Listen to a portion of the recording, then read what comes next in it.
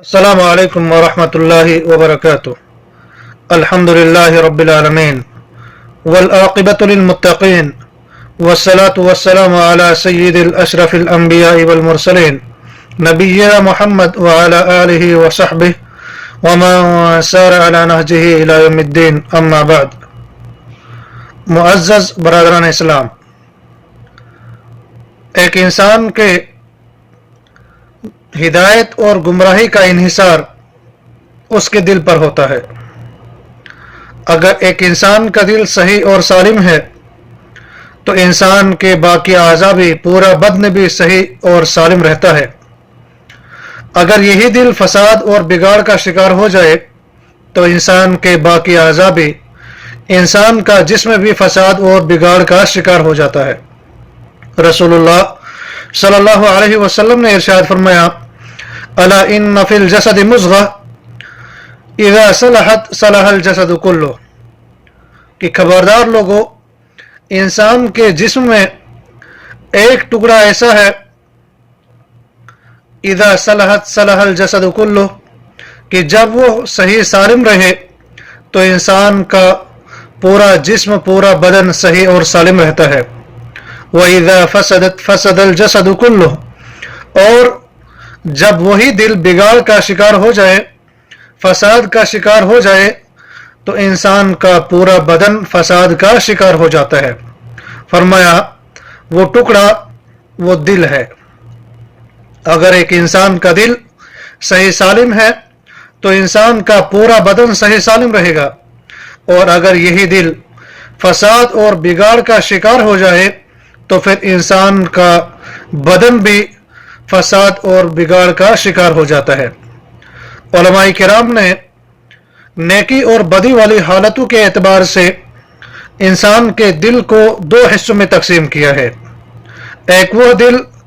جسے قلب سلیم کہا جاتا ہے، اور دوسرا وہ دل جسے قلب سقیم کہا جاتا ہے۔ اور قلب سلیم سے مراد وہ دل ہے جو گناہوں کی آلودگی سے محفوظ ہو۔ رب کریم اپنے بندوں سے یہی دل بھی چاہتا ہے، کیونکہ اللہ تعالی نے قرآن مقدس کے اندر ارشاد فرمایا، یوم لا ينفع مال ولا بنون الا من اتى اللہ بقلب سلیم، کہ وہ قیامت کا دن ایسا دن ہوگا کہ جب مال فائدہ نہ دے گا اور نہ ہی بیٹے فائدہ دیں گے، مگر جو شخص قلب سلیم لے کر اللہ رب العالمین کے سامنے حاضر ہوگا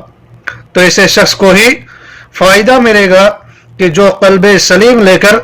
اللہ تعالی کے سامنے حاضر رہے گا۔ قلب سقیم سے مراد وہ بیمار دل ہے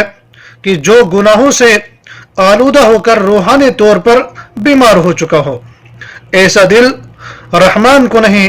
بلکہ شیطان کو مطلوب ہوتا ہے، کیونکہ اللہ تعالی نے قرآن مقدس کے اندر سورۃ الحج آیت نمبر 53 کے اندر ارشاد فرمایا، لِيَجْعَلَ مَا يُلْقِي الشَّيْطَانُ فِتْنَةً لِلَّذِينَ فِي قُلُوبِهِم مَرَضٌ وَالْقَاسِيَةِ قُلُوبُهُم، کہ شیطان انسان کے قلب و ذہن میں جو خلل ڈالتا ہے، اللہ تعالیٰ اسے ان لوگوں کے لیے آزمائش بنا دیتا ہے جن کے دلوں میں گناہوں کی بیماری ہوتی ہے اور جن کے دل سخت ہوتے ہیں۔ لہذا ایک انسان کو چاہے کہ وہ اپنی اصلاح کی طرف خصوصی توجہ دے اور اپنے قلب کو قلب سلیم بنانے کی کوشش کرے، نہ کہ قلب سقیم بنانے کی کوشش کرے، کیونکہ اگر یہی دل قلب سقیم بن گیا تو آپ یہ سمجھ لیجئے انسان کا پورا جسم بھی پھر فساد اور بگاڑ کا شکار ہو جاتا ہے، کیونکہ رسول اللہ صلی اللہ علیہ وسلم نے ارشاد فرمایا، حدیث صحیح بخاری اور صحیح مسلم کی ہے، فرمایا، الا وان فی الجسد مضغۃ اذا صلحت صلح الجسد کلہ واذا فسدت فسد الجسد کلہ۔ آگاہ رہو، خبردار ہو جاؤ، یقیناً جسم میں گوشت کا ایک ٹکڑا ایسا ہے، جب وہ درست ہو تو سارا جسم درست ہوتا ہے، اور جب وہ خرابی کا شکار ہو جائے، فساد کا شکار ہو جائے تو انسان کا سارا جسم خرابی کا شکار ہو جاتا ہے۔ سنو، وہ دل ہے۔ اس انسان کی وجہ سے، اس دل کی وجہ سے ایک انسان فساد کبھی شکار ہو سکتا ہے اور اس دل کے اصلاح کی وجہ سے ایک انسان کا جسم جو ہے وہی سالم رہ سکتا ہے۔ اللہ تعالیٰ نے قرآن مقدس کے اندر ارشاد فرمایا وَلَيْسَ عَلَيْكُمْ جُنَاحٌ فِيمَا أَخْطَأْتُمْ بِهِ وَلَكِنْ مَا تَعَمَّدَتْ قُلُوبُكُمْ، کہ جو گناہ تم سے غلطی سے سرزد ہو جائے ان میں سے تم پر کوئی گناہ نہیں، لیکن جو تمہارے دل کے پختہ ارادہ کی وجہ سے جو گناہ سرزد ہو جاتے ہیں وہ قابل مؤاخذہ ہے۔ اور اللہ تعالیٰ نے قرآن مقدس کے اندر سورۃ البقرہ آیت نمبر 225 کے اندر ارشاد فرمایا لا یؤاخذکم اللہ باللغو فی ایمانکم ولکن یؤاخذکم بما کسبت قلوبکم، اللہ تعالیٰ تمہاری لغو قسم کی باتوں پر تمہیں پکڑ نہیں کرے گا، لیکن وہ ان چیزوں پر تمہاری پکڑ کرے گا جو تمہارے دلوں نے کمایا ہوگا۔ تو معلوم ہوا کہ انسان کا دل انسان کے جسم کا فساد کا سبب بھی بن سکتا ہے، اور یہی انسان کا دل جو ہے انسان کے جسم کو صحیح سالم رکھنے کا سبب بھی بن سکتا ہے۔ اگر یہ سالم ہے تو انسان کا جسم بھی سالم ہے، اگر یہ فساد اور بگاڑ کا شکار ہو گیا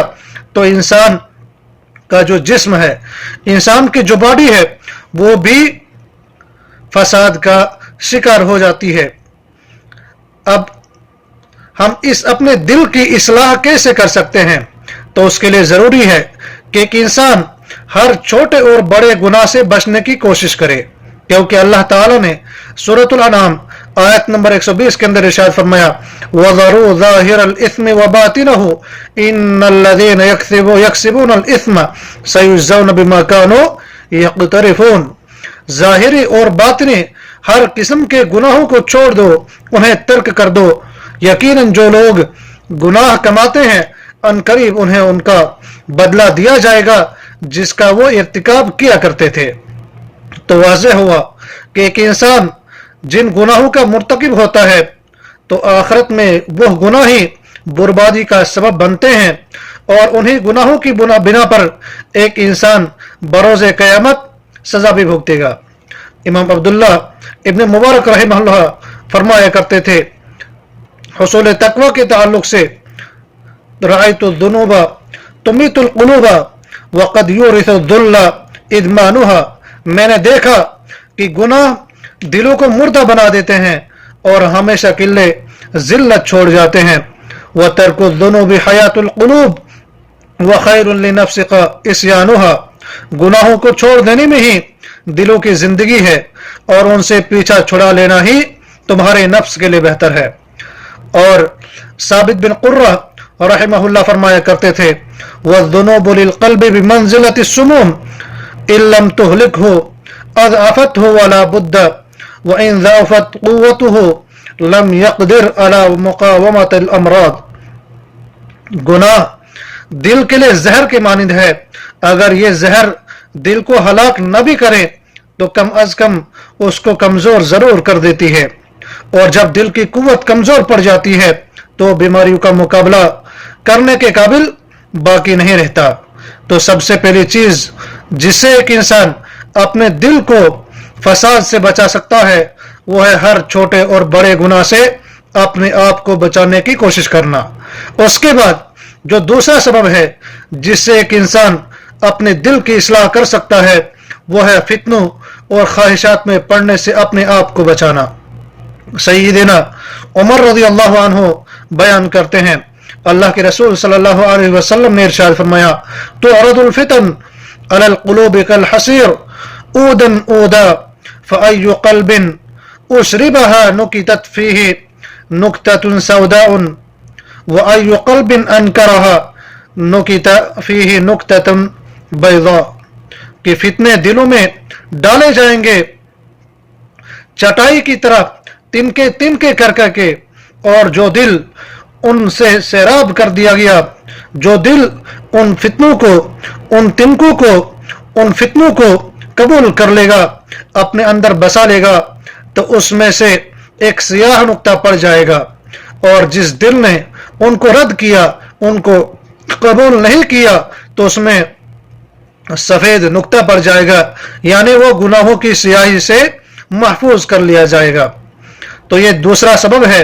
کہ ایک انسان فتنوں سے، خواہشات سے، پڑھنے سے اپنے آپ کو بچائے، پھر جا کے ایک انسان کی دل کی اصلاح ہو سکتی ہے۔ اور تیسری چیز ہے وہ ہے قرآن مجید کی تلاوت کو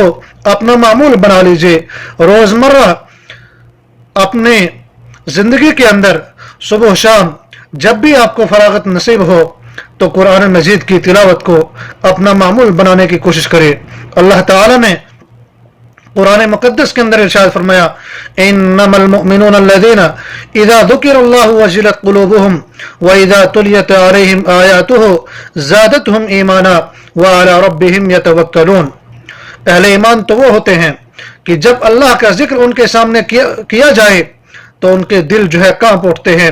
اور جب ان کو اللہ تعالی کی آیات سنائی جاتی ہے زادتہم ایمانا تو ان کا ایمان جو ہے بڑھ جاتا ہے، اور وہی لوگ اپنے رب پر توکل کرنے والے ہوتے ہیں۔ اور جو چوتھا سبب ہے جس کی وجہ سے ایک انسان اپنے دل کی اصلاح کر سکتا ہے وہ ہے زیادہ سے زیادہ اللہ تعالیٰ کا ذکر کیا جائے، کیونکہ اللہ تعالیٰ نے قرآن مقدس کے اندر ارشاد فرمایا الا بذکر اللہ تطمئن القلوب، کہ لوگوں آگاہ رہو، خبردار ہو جاؤ کہ اللہ کے ذکر ہی سے دلوں کو اطمینان پہنچتا ہے۔ اور جو چھٹا سبب، جو پانچواں سبب ہے ایک انسان کے لیے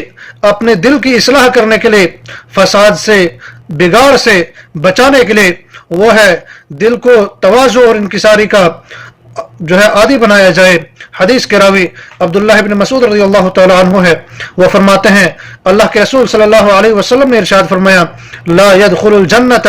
من كان في قلبه مثقال ذرة من کبر، کہ وہ شخص جنت میں داخل ہو ہی نہیں سکتا جس کے دل میں ذرہ برابر بھی تکبر ہوگا۔ تو لہٰذا ضروری ہے کہ انسان کے لیے کہ وہ اپنے دل کو تواضع اور انکساری کا عادی بنائیں اور تکبر جیسی مصیبت سے اپنے دل کو دور رکھے، اور اسی طرح سے بلا وجہ زیادہ ہنسنے ان چیزوں سے اجتناب کیا جائے، کیونکہ اللہ کے نبی صلی اللہ علیہ وسلم نے ارشاد فرمایا لا تکثروا الضحک فإن کثرة الضحک تمیت القلب، کہ زیادہ ہنسا نہ کرو کیونکہ زیادہ ہنسنا دل کو مردہ بنا لیتا ہے۔ لہذا ایک انسان کو چاہے کہ وہ بلا وجہ زیادہ ہنسنے سے اجتناب کرے۔ تو یہ مختصر 6 چیزیں ہیں جن سے ایک انسان اپنے دل کی اصلاح کر سکتا ہے، اپنے دل کو فساد اور بگاڑ سے بچا سکتا ہے۔